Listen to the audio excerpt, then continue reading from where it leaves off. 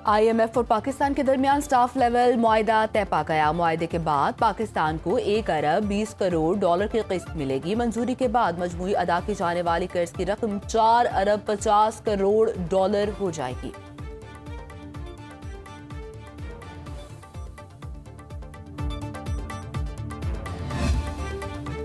اگلی باری کیوں باقی ہے؟ امریکی صدر کا نیا محاذ کھولنے کا اعلان۔ ڈونلڈ ٹرمپ نے تقریب سے خطاب کرتے ہوئے کہا، ایران میں اپنے اہداف حاصل کرنے میں 2 ہفتے کی دوری پر ہیں۔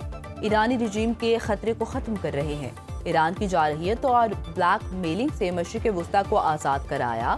ایران کی جوہری طاقت ختم کر دی۔ اب ایران مشرق وسطیٰ میں کسی کو ہراساں نہیں کر سکتا۔ اتحادیوں کے تحفظ کے لیے تاریخی اقدام کیا ہے۔ ایران کے پاس ایٹم بم ہوتا تو اب تک استعمال کر چکا ہوتا۔ ایسے سخت حملے ہوں گے تو ہر کوئی ڈیل کے لیے تیار ہو جائے گا۔ مذاکرات ہوں گے لیکن آبنائے ہرمز کو کھولنا پڑے گا۔ اگر مجھے نوبیل انعام نہ ملا تو کسی کو بھی نہیں مل سکے گا۔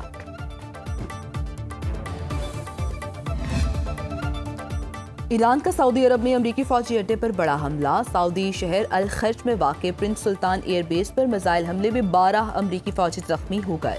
2 کی حالت تشویشناک بتائی جا رہی ہے۔ ایک لڑاکا طیارے کو نقصان پہنچا۔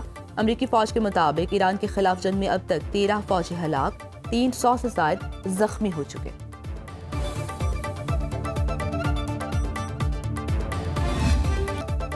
ایران نے آبنائے ہرمز پھر بند کر دی۔ پاسداران انقلاب نے 3 بحری جہازوں کو وارننگ دے کر واپس بھیج دیا۔ ترجمان کا کہنا ہے آبنائے ہرمز دشمن اور اس کے اتحادیوں کے لیے بند ہے۔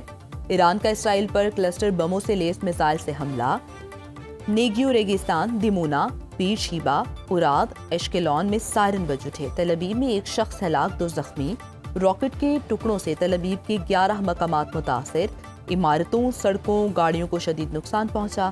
ایران کی اہم امریکی فوجی تنصیبات پر بھی حملے۔ اسرائیلی بندرگاہ اشدود میں آئل ڈپو تباہ کرنے کا دعویٰ۔ 1 فوجی چھاؤنی کو بھی نشانہ بنایا۔ الضفا اور العدیری میں بھی امریکی فوجی اڈے۔ علی السلالم ایئر بیس پر ٹرانسپورٹ ایئر کرافٹ اور پیٹریوٹ میزائل سسٹم کے شیخ عیسیٰ بیس کے ہینگر پر بھی حملہ کیا گیا۔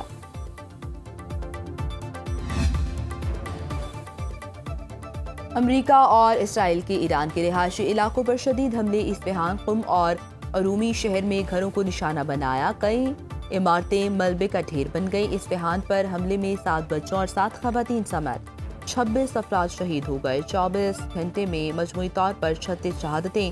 ایرانی ہلال احمر کے مطابق ملبے سے لوگوں کی تلاش جاری۔ ایرانی شہر یزدان میں میزائل اور سمندری بارودی سرنگوں کی تیاری کے مراکز کو نشانہ بنانے کا دعویٰ۔ ایرانی حکام کے مطابق جنگ میں اب تک 2000 کے قریب افراد شہید ہوئے، جن میں 250 اساتذہ اور طلبہ بھی شامل ہیں۔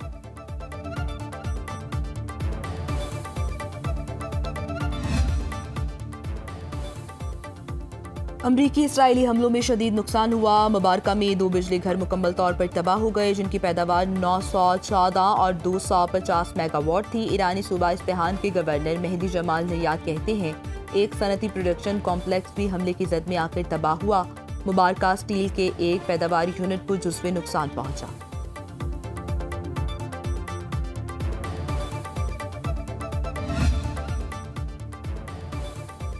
ایران کے 2 بڑے اسٹیل کارخانے اسرائیلی حملے میں متاثر ہوئے۔ ایرانی وزیر خارجہ کا اسرائیل کو سخت جواب دینے کا اعلان۔ عباس عراقچی کہتے ہیں، ایران کے اہم انفراسٹرکچر کو نشانہ بنایا گیا۔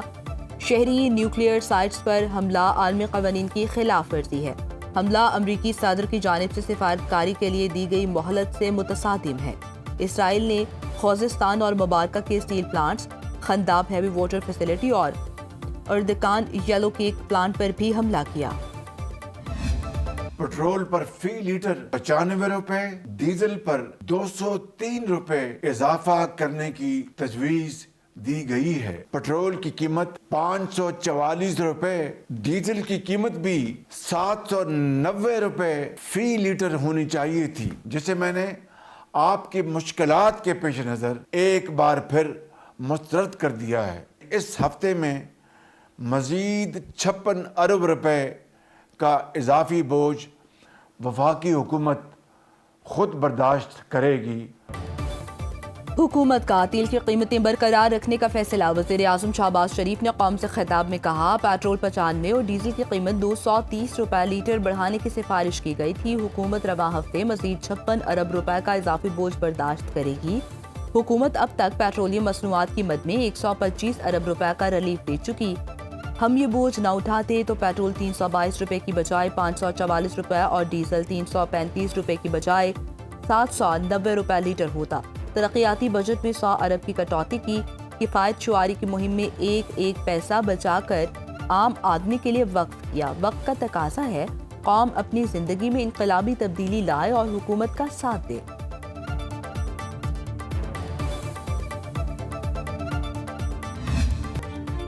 وزیر اعظم شہباز شریف کا کہنا ہے کہ پاکستان سفارتی سطح پر ثالثی کی بھرپور کوششیں کر رہا ہے تاکہ خطہ اور برادر اسلامی ممالک تباہ کن جنگ اور منفی اثرات سے نجات پائیں اور پائیدار امن کی راہ ہموار ہو سکے۔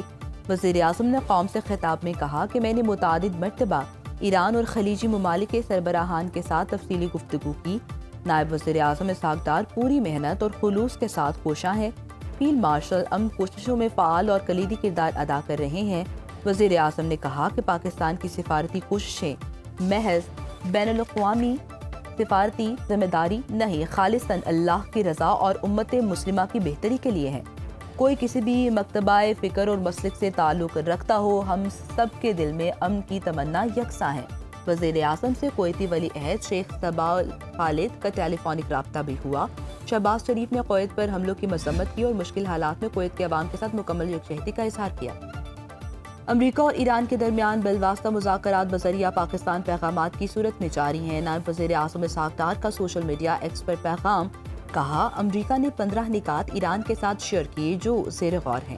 پاکستان خطے میں امن و استحکام کے فروغ کے لیے پرعزم ہے، کشیدگی کے خاتمے اور پائیدار امن کے لیے کوششیں کر رہا ہے۔ ترکیے اور مصر سمیت برادر ممالک بھی معاونت کر رہے ہیں۔ نائب وزیر اعظم اسحاق ڈار اور چینی وزیر خارجہ وانگ ای کا ٹیلی فونک رابطہ، دونوں ممالک میں مشرق وسطیٰ میں امن اور استحکام کی بحالی پر زور۔ اسحاق ڈار کی مصری وزیر خارجہ سے بھی ٹیلی فونک گفتگو۔ ترجمان دفتر خارجہ کے مطابق پاک مصر وزرائے خارجہ نے امن و استحکام کے لیے مذاکرات، تحمل اور اجتماعی کاوشوں کی ضرورت پر زور دیا۔ صدر ٹرمپ امن معاہدہ چاہتے ہیں لیکن طاقت کے ذریعے امن کے نظریے پر یقین بھی رکھتے ہیں۔ امریکی نمائندے خصوصی اسٹیو وٹکاف کہتے ہیں کہ امریکہ ایسا حل چاہتا ہے جس میں جوہری افسودگی نہ ہو اور مڈل ایسٹ میں شمالی کوریا جیسی صورتحال پیدا نہ ہونے دی جائے، یعنی خطے میں کسی کے پاس جوہری ہتھیار نہ ہو۔ 15 نکاتی تجاویز پر ایران سے جواب متوقع ہے۔ میرا خیال ہے ایران کے ساتھ میٹنگ اسی ہفتے ہوگی۔ ترک وزیر خارجہ کا کہنا ہے ابتدائی طور پر اجلاس ترکی میں کرنے کے خواہاں تھے، ہمارے پاکستانی بھائی کو ملک میں ہی رکنا تھا، اس لیے میٹنگ پاکستان میں رکھی۔ ملاقات رواں ہفتے کے آخر میں پاکستان میں ہو سکتی ہے۔ ایران کے صدر مسعود پزشکیان کی تہران میں شہریوں سے ملاقات، سپر سٹور گئے، شہریوں سے خیریت دریافت کی، شہریوں نے ایرانی صدر کے ساتھ تصاویر بھی بنوائی۔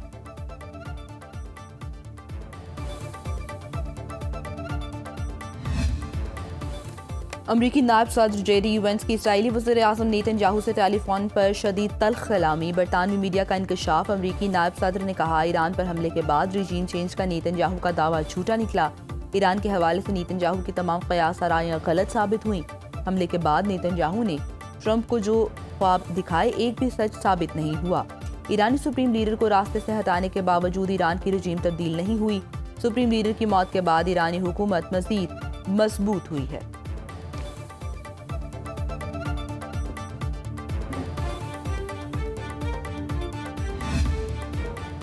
سعودی عرب نے میزائل اور ڈرون گرنے کے مقامات کی تصاویر، ویڈیوز بنانے اور شائع کرنے پر پابندی لگا دی۔ حملوں کے مقامات کو رپورٹ کرنے پر پابندی لگا دی گئی۔ سعودی وزارت داخلہ کے مطابق حملوں کے مقامات کی معلومات پھیلانے سے قانونی کارروائی کا سامنا ہوگا۔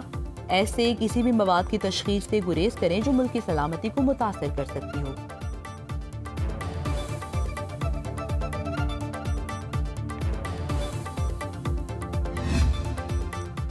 مشرق وسطیٰ کی جنگی صورتحال میں پاکستان کے پورٹس بین الاقوامی تجارت کے لیے محفوظ ترین قرار، بحری جہازوں کی کراچی پورٹ پر لمبی قطاریں۔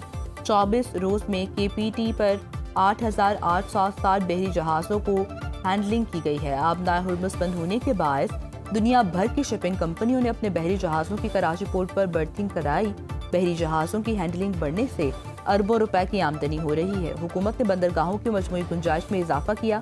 ٹرانس شپمنٹ کارگو لانے والے جہازوں کے لیے فیس میں 60% اور اسکیننگ چارجز میں 50% کمی کر دی گئی۔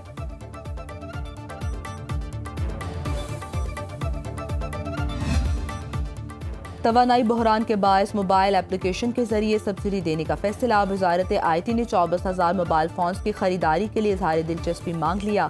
National I T board mobile phones کی خریداری کی قیمت طے کرے گا۔ آئل مارکیٹنگ کمپنیاں موبائل فونز خرید کر پیٹرول پمپس کو دیں گی۔ ملک کے 12,000 پیٹرول پمپس پر 24,000 موبائل فونز فراہم کیے جائیں گے۔ وزارت آئی ٹی نے موبائل ایپ تیار کر لی۔ ٹیسٹنگ حتمی مراحل میں ہے۔ موٹر سائیکلز کو ماہانہ 20 لیٹر تک سبسڈائزڈ پیٹرول فراہم کرنے کی تجویز۔ وفاقی حکومت کا فیول کے استعمال پر بچت پلان کوٹا سسٹم شروع کرنے کے لیے ڈیٹا اکٹھا کرنا شروع کر دیا گیا۔ محکمہ ایکسائز پنجاب نے 2,65,00,000 گاڑیوں اور مالکان کا ڈیٹا فیول پاس ایپ میں اپلوڈ کر دیا۔